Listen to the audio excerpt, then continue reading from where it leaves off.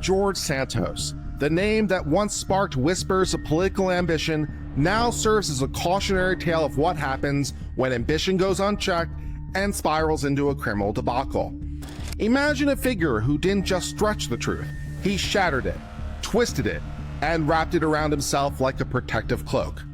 Santos didn't merely embellish his resume, he crafted an entire alternate reality, one so convincing it landed him a coveted seat in the US House of Representatives. But like all tales of hubris, his downfall was inevitable. Today, we're going to unravel the tangled web of deceit that George Santos spun, leading to his dramatic guilty plea. We'll dive into the specific crimes that sent him careening from the halls of Congress to the doors of a federal courthouse, explore the shocking details of how he swindled not just his own donors, but his own family, and examine the devastating consequences he now faces. This isn't just about a politician caught in a lie. This is about a man who built his entire career on a foundation of fraud and the spectacular implosion that followed. This is a masterclass in self-destruction, one that will leave you questioning just how far someone can go before the truth finally catches up.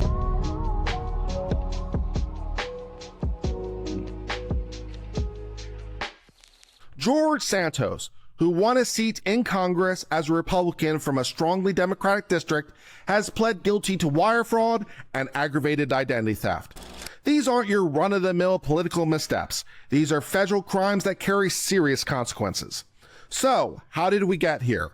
How did Santos, who successfully conned his way into Congress, end up pleading to these charges?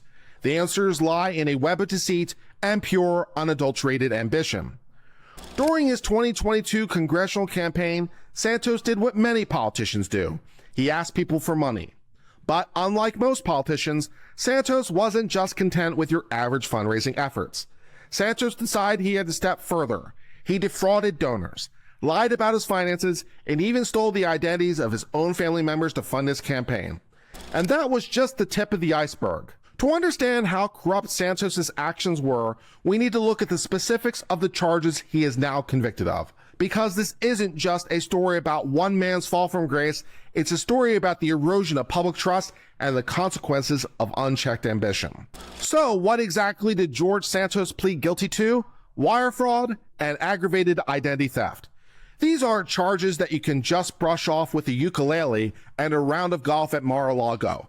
These are federal crimes with serious consequences. But what do these charges actually mean? Let's break it down. Wire fraud under 18 U.S.C. 1343 is a crime that involves using electronic communication to carry out the scheme to defraud someone of money or property. It's the digital age equivalent of mailing a letter full of lies, except now you do it through emails, texts, and wire transfers. In the Santos case, the wire fraud charge stems from his use of electronic communication to solicit campaign donation under false pretenses.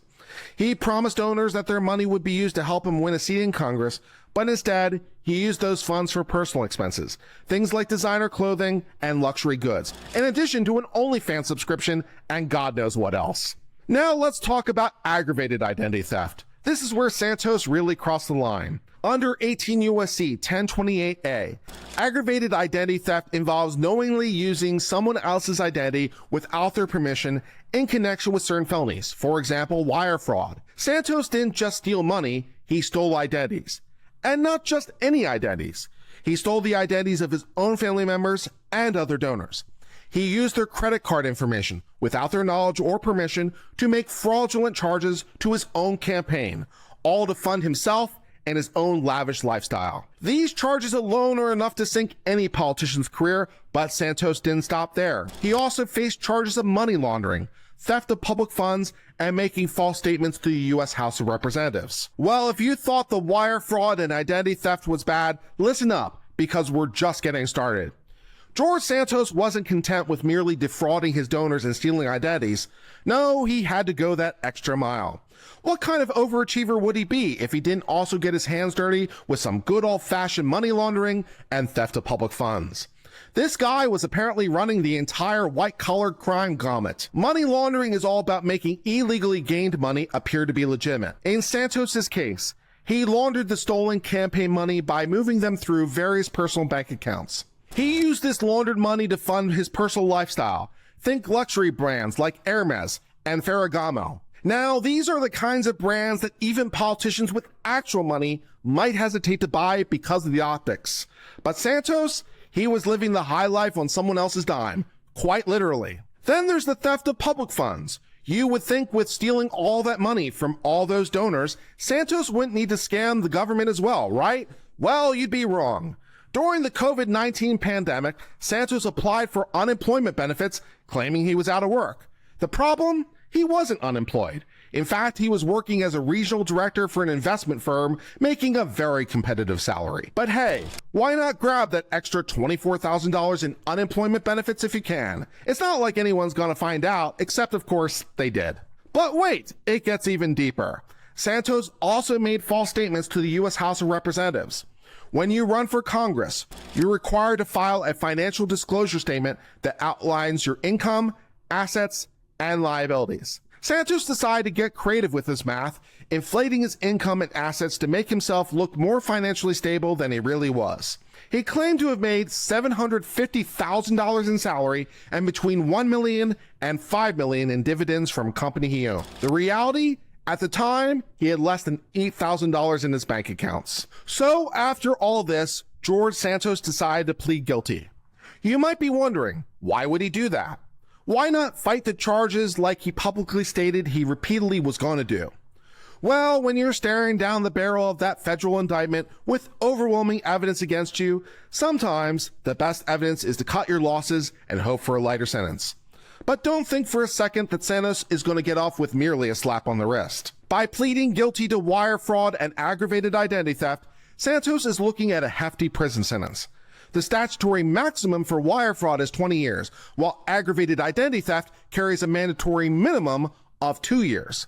But it's not just the potential prison time that's significant here.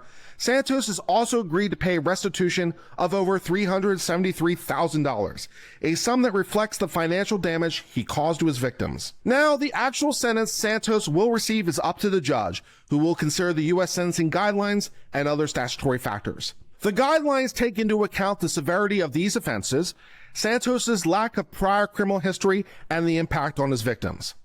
Given the scale of Santos's fraudulent actions, the judge could easily impose a sentence at the higher end of the spectrum. We're talking about a potential 6 to 8 years in federal prison, if not more. But let's not forget the broader implications here. Santos's actions have undermined the public confidence. When a politician defrauds his own constituents, it doesn't just affect the immediate victims. It erodes confidence in the entire system. In the end, this isn't just about one man's fall from grace, it's about the damage he's done to the integrity of the public office. So, what can we learn from the George Santos story? How does this case fit into a larger narrative of political corruption and the importance of accountability? George Santos may have begun as a New York darling in the Republican Party, but his story has quickly turned into a modern-day morality tale. If there's one thing we can learn from Santos's downfall, it's this. Ambition unchecked by ethics is a recipe for disaster. This isn't just about one man's greed, it's about the systematic issues that allowed someone like Santos to rise to power in the first place. It's easy to point fingers at Santos himself, but the reality is that his rise to power was enabled by a lot of other people looking the other way. Voters bought into his fabricated life story because it's what they wanted to hear. The media, always hungry for that next big sensation, didn't dig deep enough until it was too late. And let's not forget the political machine that saw Santos as a means to an end, conveniently ignoring all those glaring red flags. George Santos's rise and fall is a story that will be studied for years to come. It's a case study in how ambition, unchecked by ethics, can lead to a spectacular downfall. As Santos faces his judgment, the broader implications of his actions will continue to unfold. This isn't just about one man's mistakes, it's about the damage those mistakes have caused to the public trust. So here's where you come in. What do you think? First, how did Santos think he could get away with this level of deceit? Was he overconfident, or was he just plain delusional? Second, do you think this saga will actually change anything in our political system, or will it just be business as usual after the headlines fade? And finally, what's the more ridiculous part of the story? His lies? The fact he got elected, or it took this long for the house of cards to collapse? Drop your thoughts in the comment section below. I can't wait to see what you have to say. Until next time, stay curious, stay informed, and most importantly, stay uncivil.